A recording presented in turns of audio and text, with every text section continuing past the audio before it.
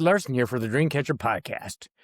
Thank you for joining me today. Actually upstairs. Actually, I'm sitting on my bed, got all my vintage Christmas stuff.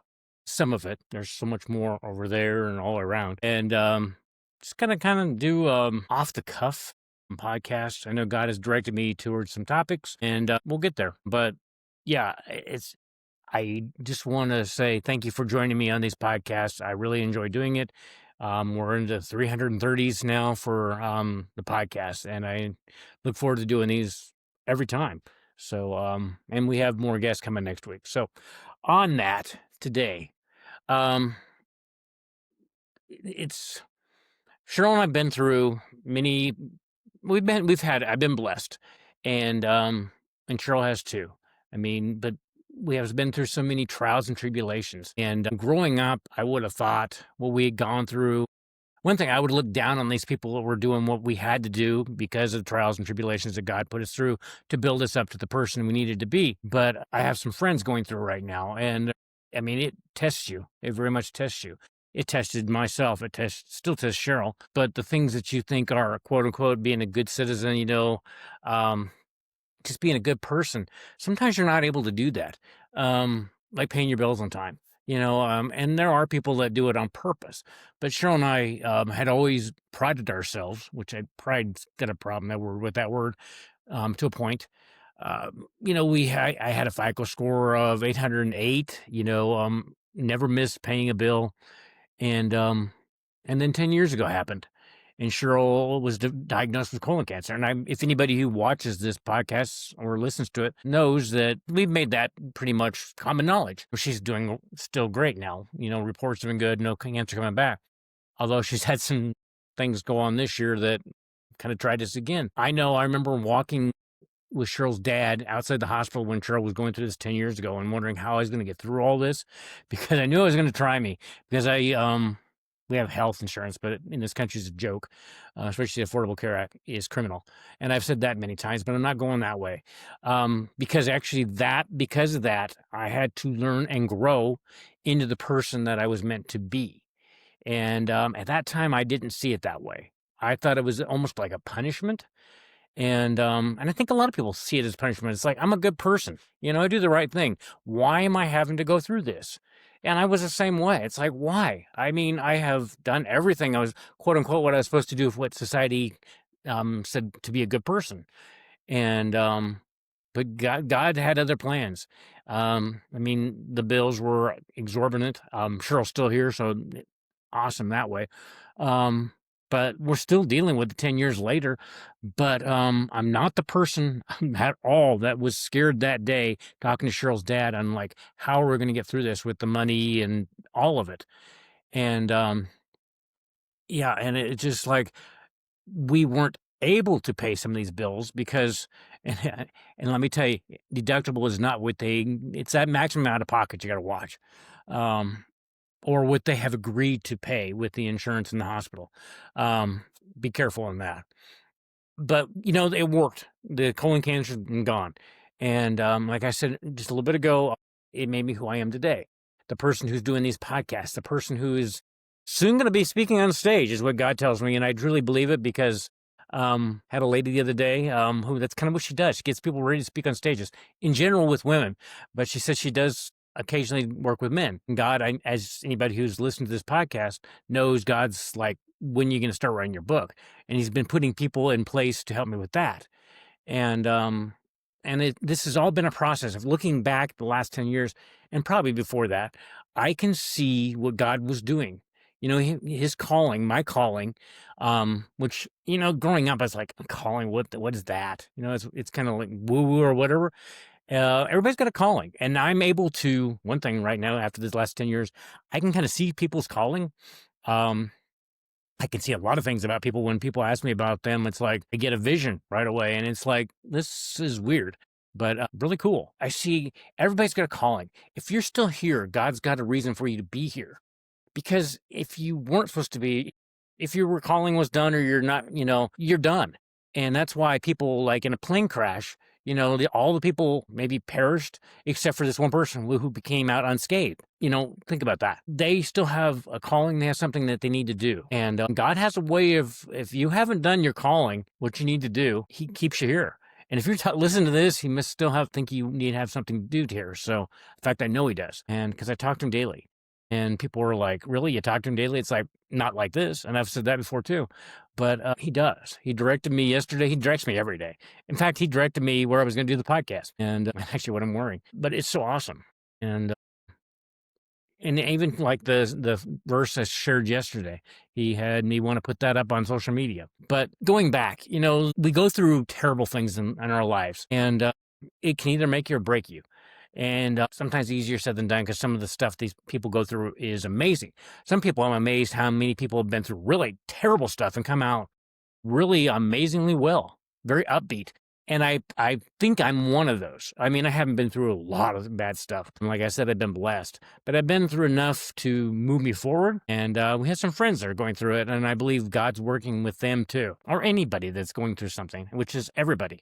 That's one reason why I think everybody should have a podcast, especially since it's basically just having a conversation with a screen, or we're with another person or persons. And it's so reasonable. It's so and you don't need to edit. You don't need to do a lot of things that they quote unquote say you need to do. Yeah, I have an intro and outro. I got that done on Fiverr. I like Fiverr really well, but I don't edit this. This is really me. This is me sitting by my vintage Christmas stuff. Actually, the Merry Christmas thing back there's 100 years old too, which I'm blessed that I got that in Walnut, Iowa, quite a few years back. And but don't let the trials and tribulations make you feel like you're worthless and that life is worthless, because that is what truly builds you into the person you need to be. And I always look when something that's not great happens, it's like, what am I supposed to learn from that? And when you have your mindset go to that, there's usually something to learn from it. And it's awesome. Pretty much, I don't want to tempt fate, but everything I've gone through, it's like, okay, move on. And things, it's more than likely not going to kill me. It may be painful. The pain moves you. Pain definitely moves you. Unless you're getting, sometimes when you work out too much, pain cannot move you. You don't want to move. And I know that. And that's another reason why I have all the stuff that's gone on with my health, with Cheryl's health, has moved me to, we're healthier. I do more natural things, like I'm doing beats with my blood pressure. We're just so much more conscious of stuff that we were basically unconscious about. And the world looks very different when you become awake. And I always wondered about awake, and there is something awake. When the world is not the same when you see it from the other side.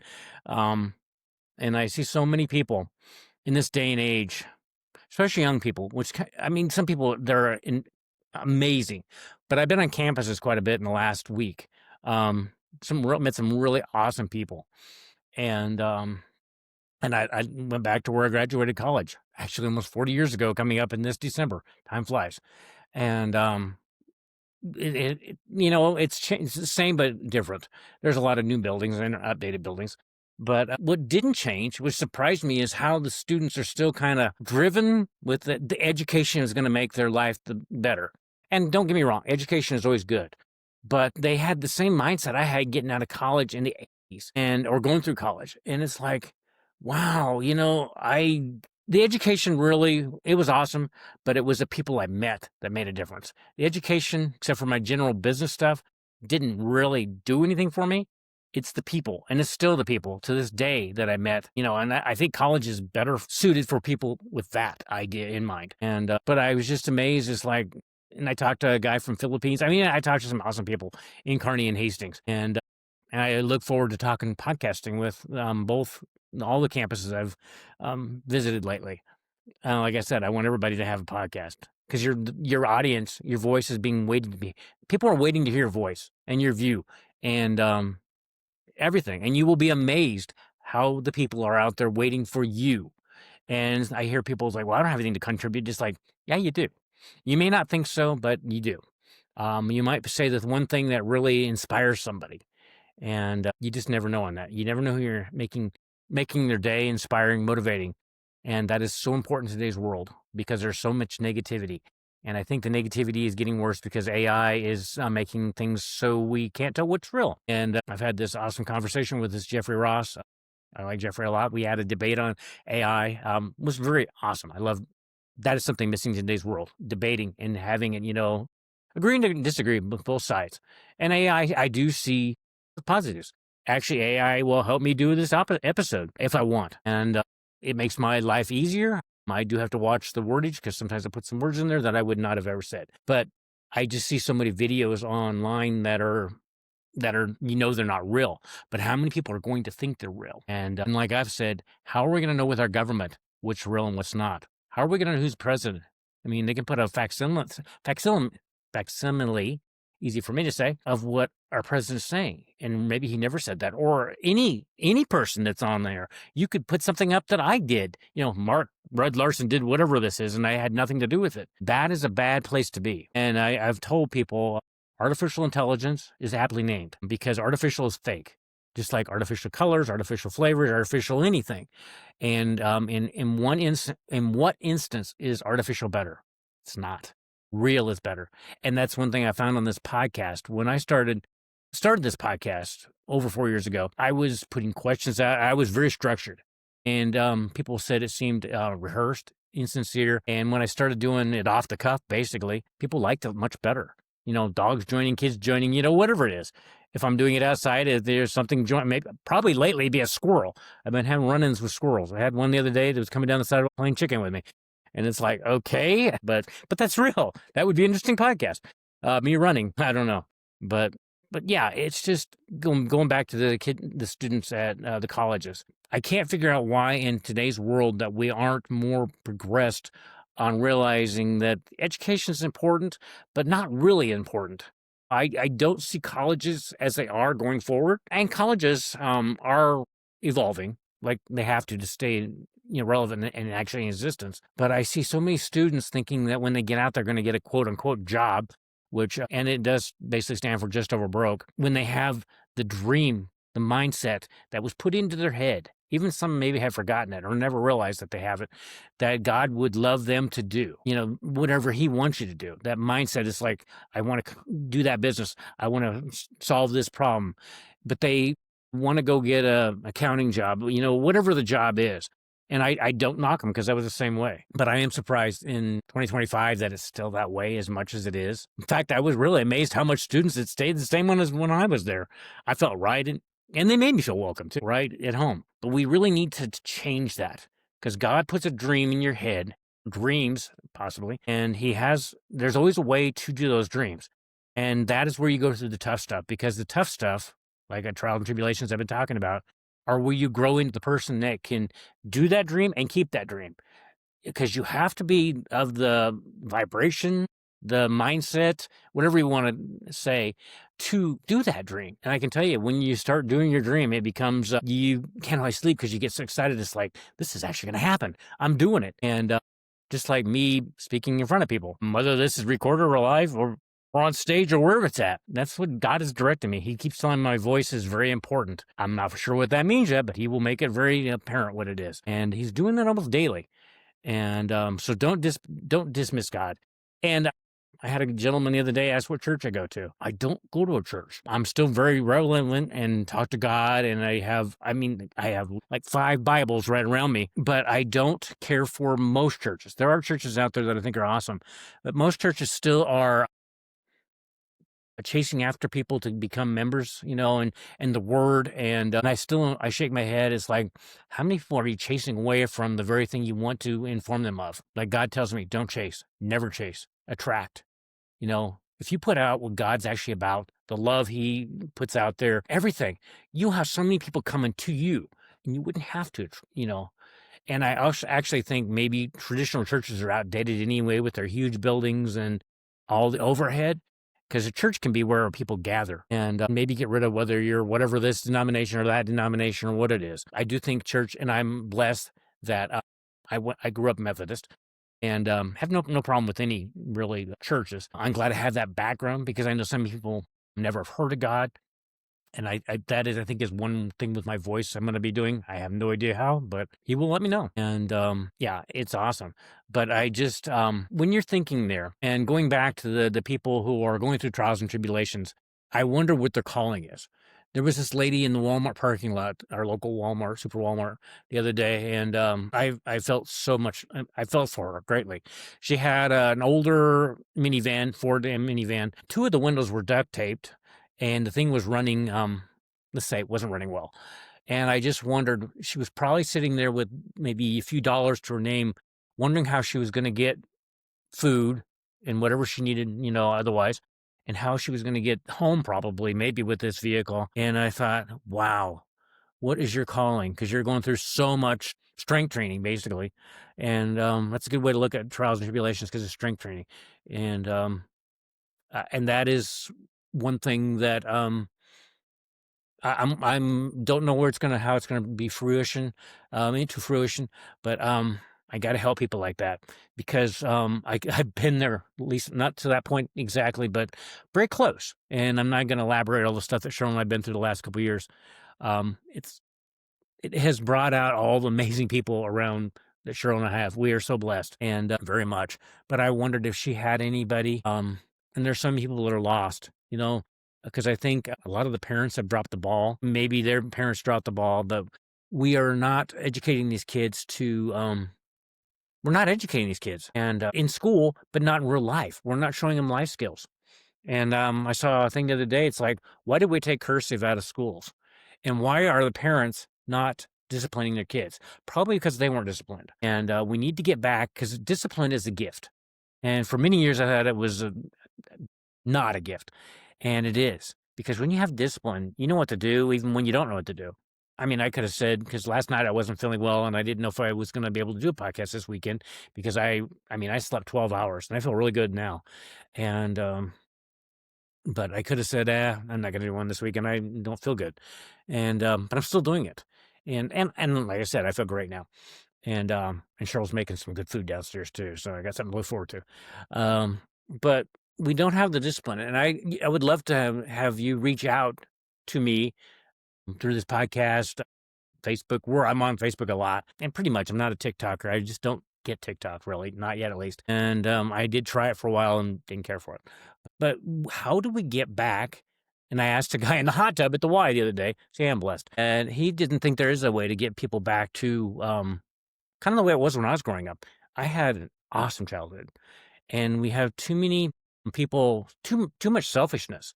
It's like, I want this. These parents getting divorced and getting married in numerous times, like when they get tired of the person. And that's not a way to live. And when you have kids in that environment, what are they saying? Nothing's sturdy. Nothing's going to stay, because my parents didn't stay. They cared more about, and there are times when divorce is good, when you have abuse and other things. But there's so many people that just get divorces when they get, it's like, I'm tired of this person. And it shows when there's children involved in that there's nothing that's going to stay. And I think that is also another reason why we have so many mental health illnesses in this country, especially with young kids. And I know I've talked about teen suicide, preteen suicide many times on this podcast. I'm still working in that area with people, and they are our future. And but just be careful what you're showing your kids, because I had two parents that raised me very much, maybe love Christmas. My grandparents did too. Like the one tree over there is the very first one I got. It's where it's kind of under the sea there. And yep. And that was the one I got from my grandma. And I was going, as a kid, going through her closets, looking, being a kid. And I wanted to ask her if one could have that. And if I had told her, if I were her, I'd have told me to get out of the closets, but she says I could. And that kind of started this thing with Christmas. And I'm so glad that she let me have that tree. But I wouldn't do that again. My grandma was, she was nice, but I knew then that I wasn't. We have so many parents divorce needs to be not the first option. We need to work it out. And we need to show these kids is like, that's what you do. You do the tough stuff. You make the sacrifices for the people you love, and you just do. It's the way it is. That's love. That's truly love. And if it gets tough, you do it together. Be as a team. Cheryl and I are a great team. What we've been through in our marriage, and we've been married 34 years, and that's another thing. If divorce is in your vocabulary, you'll become divorced. And that is one thing Cheryl and I learned before we got married. We had to go through this kind of training or whatever at the church. And I thought that was very interesting. And I do think that's the case. If it's an option, you're more than likely to do it. Kids are damaged every time you do that. And I think that's why a lot of kids act out, have mental illnesses, suicide, because I think nothing is there or lack the knowledge of God. I just think that is why they don't see any hope. And when you have hope, life gets pretty tough. So on that, just when you're going through trials and tribulations to end this, just know you're strength training. And maybe when you're going through a non-abusive marriage, you're building strength. You're becoming a person that can be married for 50 years, 34 years, whatever, these 70-year ones, which is amazing. Because I guarantee you, they had trials and tribulations, but it wasn't in their vocabulary. They did the reps to keep going. And that's what you got to do with whatever you're doing. This podcast, that's how I got into the 330s with podcasting. And if you told me that 5 years ago, I just like, I don't think so. And God has a way God works in mysterious ways, and he's ornery. And love it. I love him for that. And, but yeah, just know that you can get through trials and tribulations. And some will definitely try you, but you're stronger for it. So on that, thank you for joining me on this episode of the Dreamcatcher podcast. And until next time, take care. Bye.